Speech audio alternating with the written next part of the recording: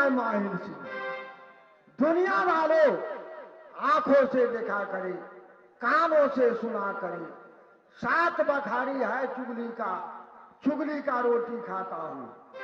ओ मामा महिलबा ओरियल बाले, ओ चुगली को करता रोजगार।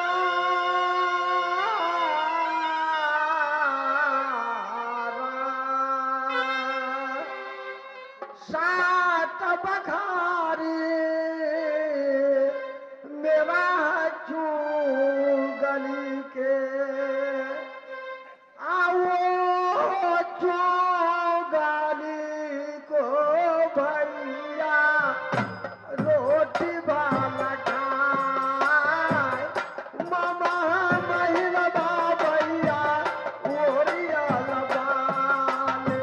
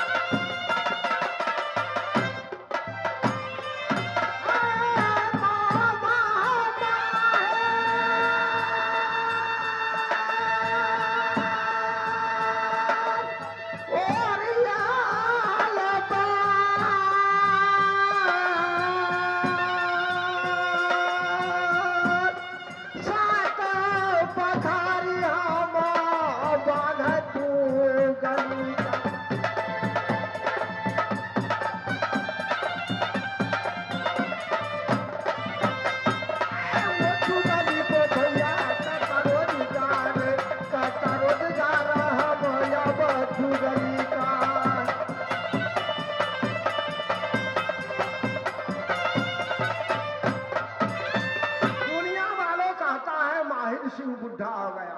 माहिर सिंह को सर को बाल पक गया, झुंझरी लटक गया है। दुनिया वालों तुम्हारा दिमाग में गोबर घुस गया है। सर को बाल पक गया तो पकने दो, झुंझरी लटक गया तो लटकने दो। माहिर सिंह के बुद्धि अभी नौजवान है। दुनिया वालों कहता है माहिर सिंह बुढ़ा हो गया। माहिर सिंह को क्यों पुछारत करूंगा, मैं नहीं पूछूंगा। ऐ दुनिया वालों तुम नहीं पूछेगा, माहिर सिंह अपने से जाएगा। अपने से जा करके दुनिया वालों की हर छत्रियों में झगड़ा लगा करके कितना को मैं गर्दन कटवा दूं। मैं 20 को नेता हूं। बहादुरों,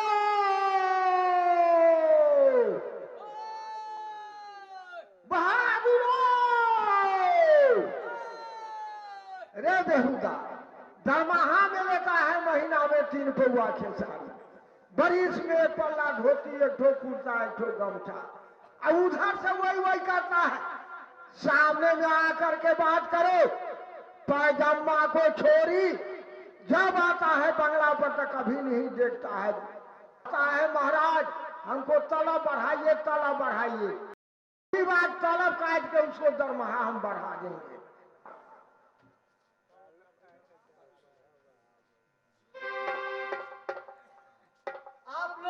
मेरा तो तलब सुनिए लिए है कितना है, महीना में 3 पौआ खेसारी।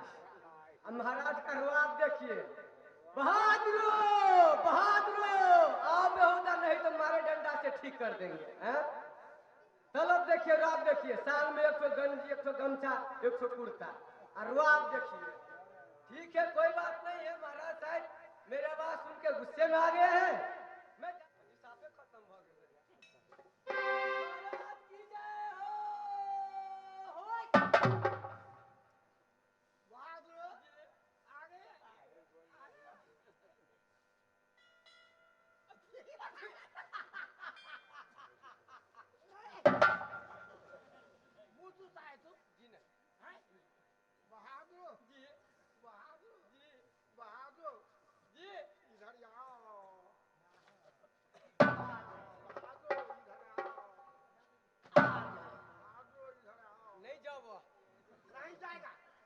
मंगनी के हाथ 3 पौआ खेसारी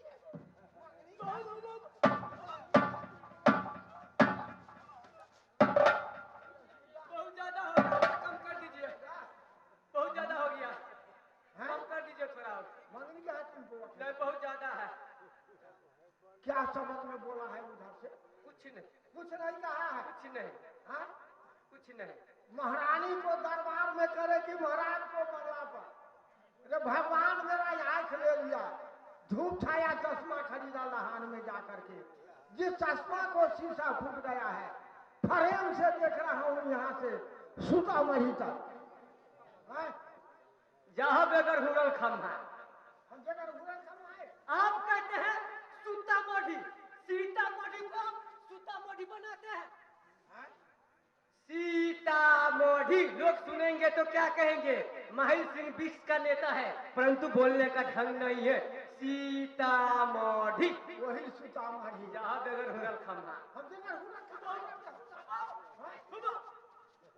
माथे दर्दा से सोच कर देगा माछी चिकनी मुझे लिया जाता। महाराज आप ही सोचिए, मैं नौकर अकेला हूँ, परेशान रहता हूँ, मैं आपको बंगला पर करूं कि महारानी के दरबार में करूं?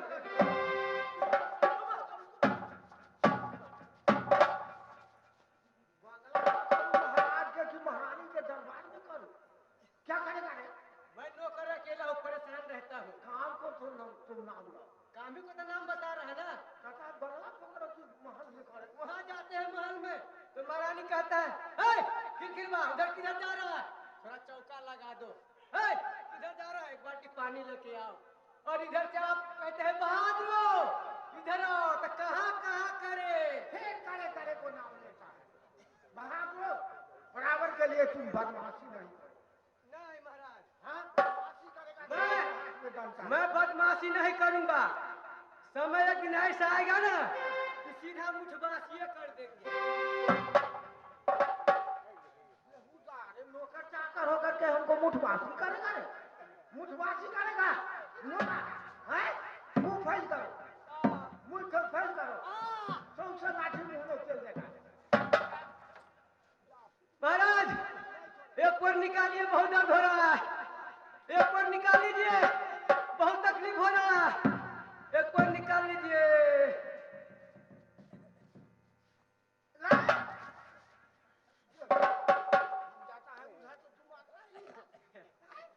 बहादुर जी बहादुर, ये कौन सा मास है? ये महाराज एक कार्तिक मास है। कार्तिक मास है जी। दुनिया को छतरी छटाने गया है गंगा स्नान करने के लिए। बहादुर जन्म जन्म को पाप है, हमको सब पाप कट जाएगा गंगा जी में स्नान करने से। तुम यहाँ राजकाज को देखो, हम यहाँ से जा रहे हैं कहाँ, तो गंगा स्नान। अच्छा, मतलब पाप बहुते कहीं छ, वह धोई जाए छ गंगा जी में जा। ठीक है, भैंस के पोरा उरा खिया देबे, मुंह बांध देबे।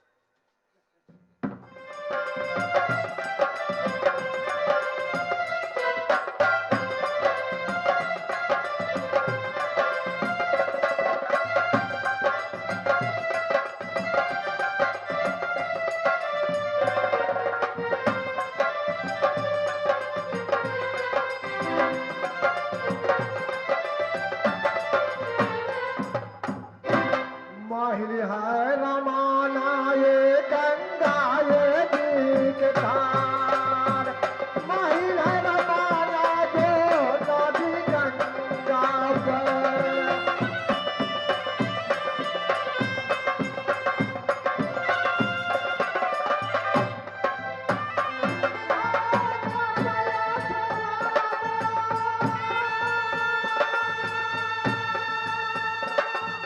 गंगा जी के धार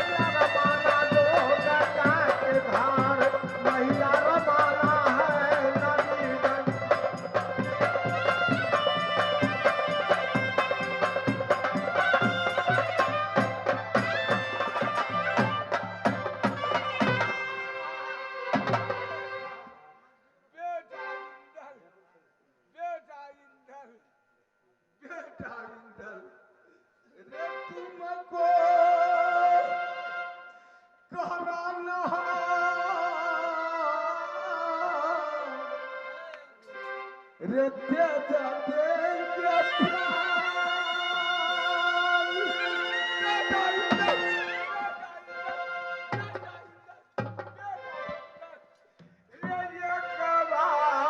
चाचा रे चाचा कहाँ कहाँ रंगीले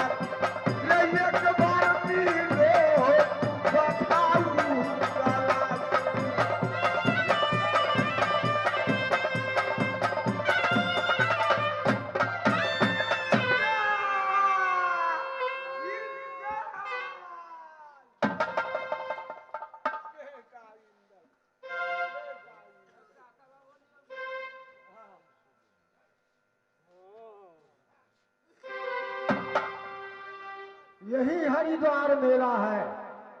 देश देश को छतरी छतरानी सब आ गई है नदी गंगा के ऊपर हरिद्वार मेला करने के लिए। ठीक है, मैं आगे जा करके देखता हूँ कौन सब है मेला।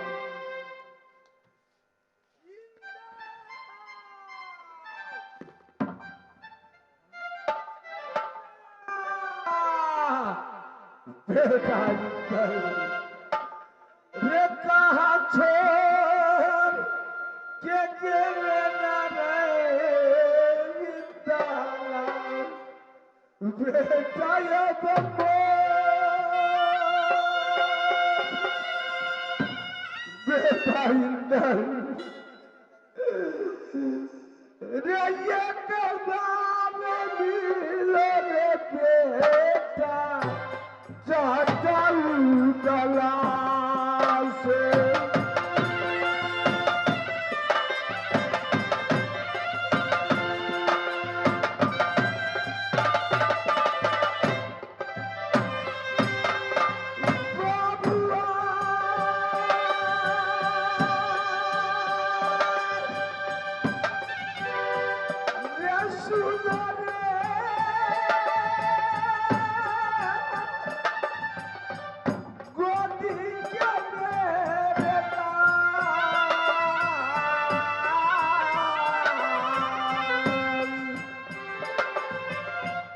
रे तुमको बेटा प्राण बेटा देंगे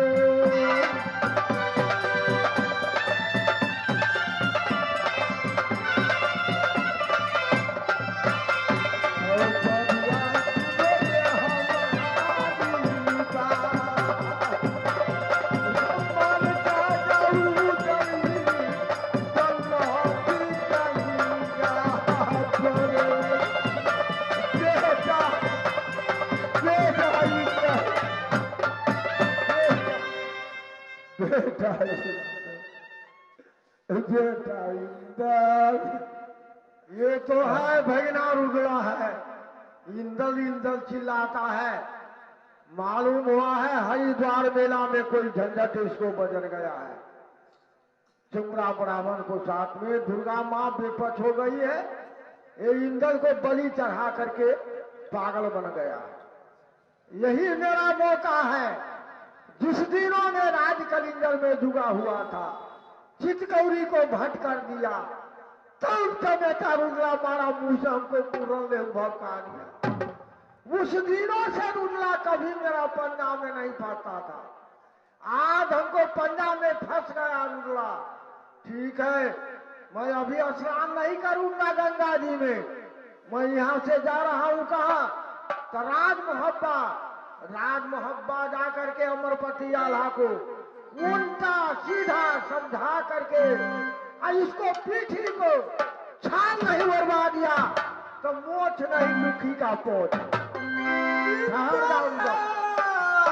बेटा बेटा बेटा इंदर, बेटा इंदर, बेटा इंदर, बाबुआ रे सुन रे,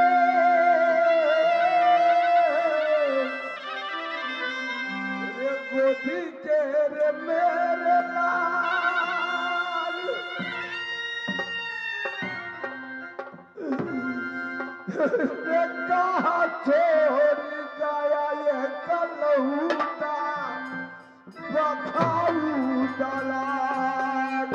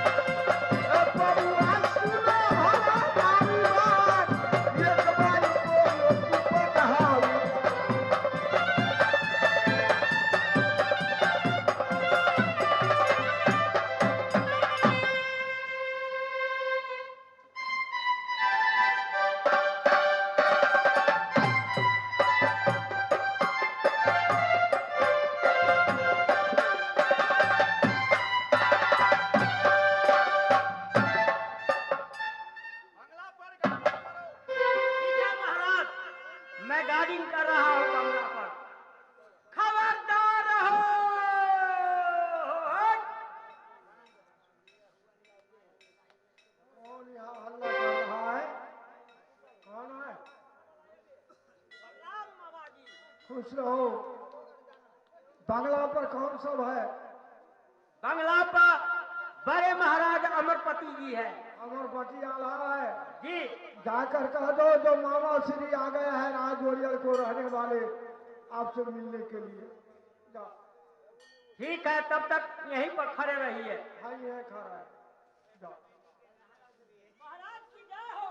जय हो, जय हो, जय हो। ओरियल निवासी मामा श्री आपसे मिलने के लिए बंगला तक पहुंच गया है। क्या ओरियल निवासी मामा श्री मुझसे मिलने चाहते हैं? जी। जाओ उनको आदर के साथ मेरे सामने ले आओ। जो क्या हो महाराज। मामा जी आइए, आइए।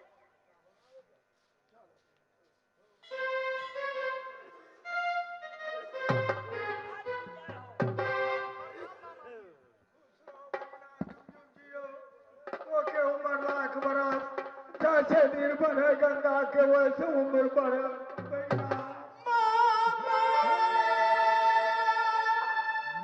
ये सुनो ओरियल के महाराज,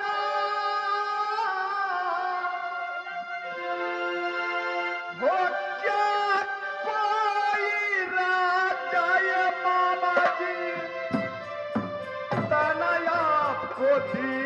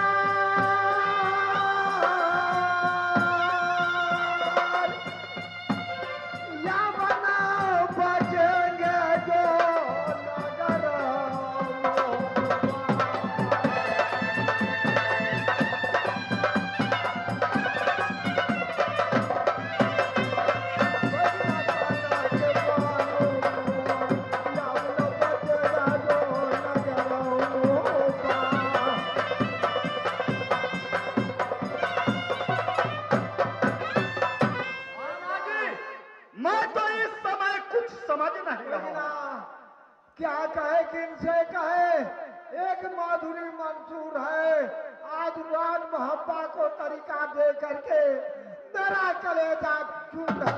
छुप छुप को दिल ले लिया, ऐसा दिलावर कौन है पता नहीं चलता है, मामा को दिल का अंदर क्या भैया मैं तो कुछ समझ नहीं रहा हूँ।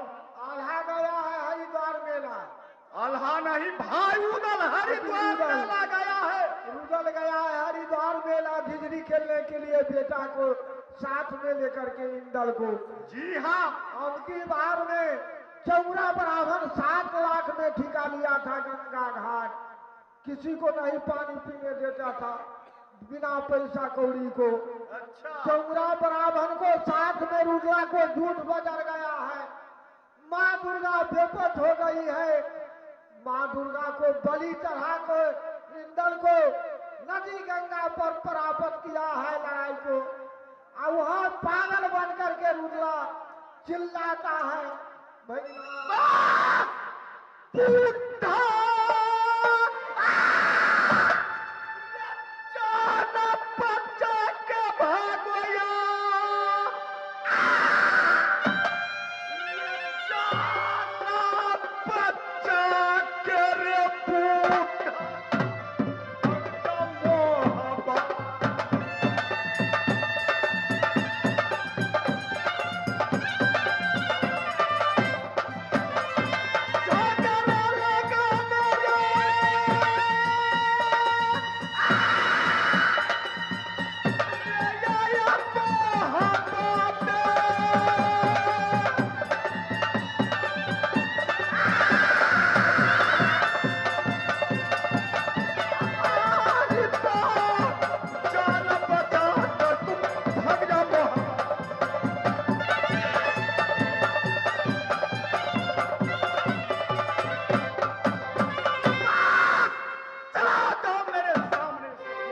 झगड़ा लगाने आया है। 51 किला में कहीं, 51 किला में कहीं झगड़ा नहीं लगा है, तो राज मोहब्बा में झगड़ा लगाने आया है, भाई भाई में लड़ाने आया है।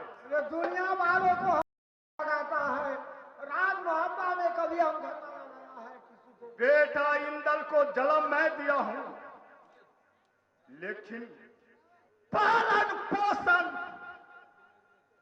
पढ़ाना लिखाना, सुताना बैठाना रखना भाई उदल का काम है। भाई उदल प्राण से बढ़कर बेटा इंदल को मानते हैं। ये कैसे ये बलि देगा बेटा इंदल को यार, ये झूठ ये बोलने आया मेरे सामने।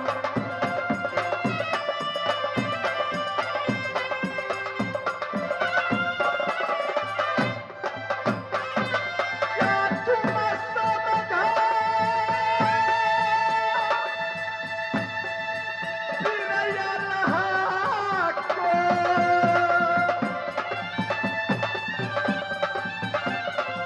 उठाया सुनाया हमारी बात, जान बचा कर भगा वो हवा।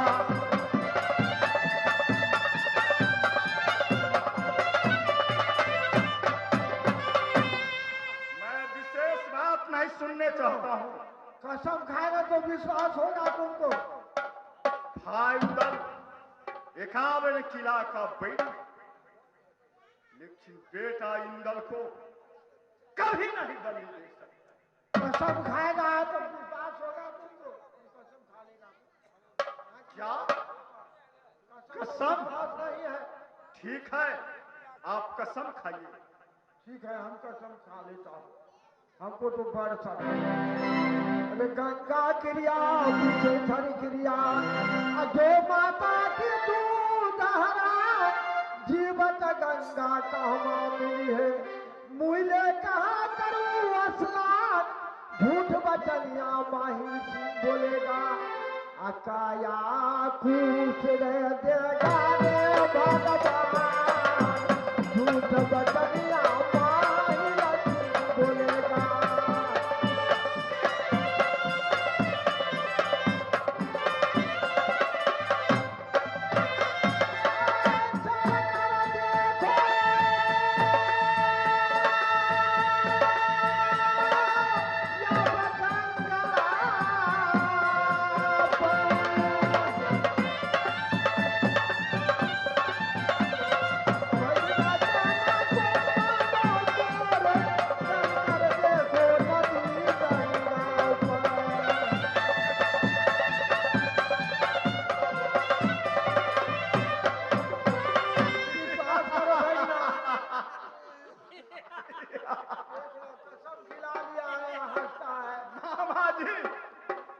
ऐसे ऐसे कसम अब हजारों तो इस दुनिया में कभी 1000 कभी 2000 खाते हैं।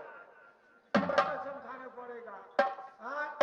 कौन सा कसम खाने पड़ेगा तो बोलो तुम। मामा जी, आप बेटा लगा करके कसम खाइएगा तब महाराज को विश्वास होगा। हाँ, आप कैला मामा, अब उत्तर में है घूम गया।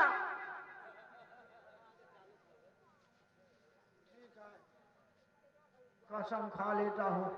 हमको तो 60 बेटा है, 60 बेटा में से 2 मर जाएगा, कोई फर्क नहीं होगा।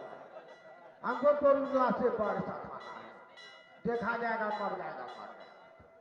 भैया कान खोल करके सुनो, झूठ बचनिया यदि जो माहिर सिंह बोलेगा तो बेटा मर जाए माहिर सिंह को।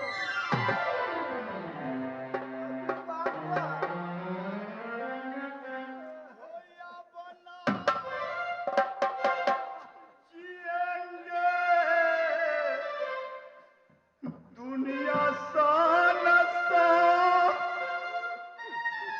हो या बना जिएंगे मामा इस दुनिया में।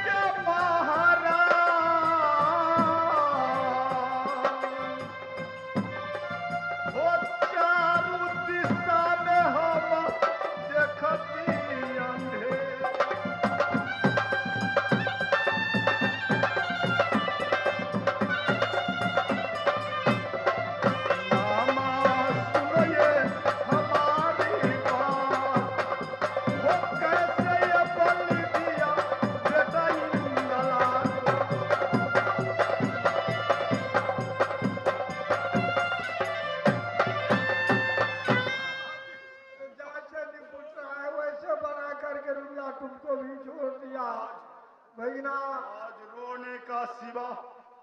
रोने के सिवा मुझे रह गया क्या मामा? भैया एक बेटा इंदल मोहब्बा का चिराग, लेकिन आज उदल उसको भी बुझा दिया। तो इस समय मेरा रोने के सिवा क्या है? भैया रोने धोने से काम नहीं चलेगा। यहाँ फौज को सजाओ और चलो, हम दिखला देता है मुगला को। पहले उसको उल्टा बांध बांध करके हाथी पर लाद करके चलो हमको साथ, हम दिखला देते हैं। पीर का काम रोना धोना नहीं, इस समय पापी उदल है कहाँ? उदल है कहाँ? चलो हमको साथ दिखला देते हैं। चलिए मामा जी, ये जल्द दिखाओ मामा उदल को यार।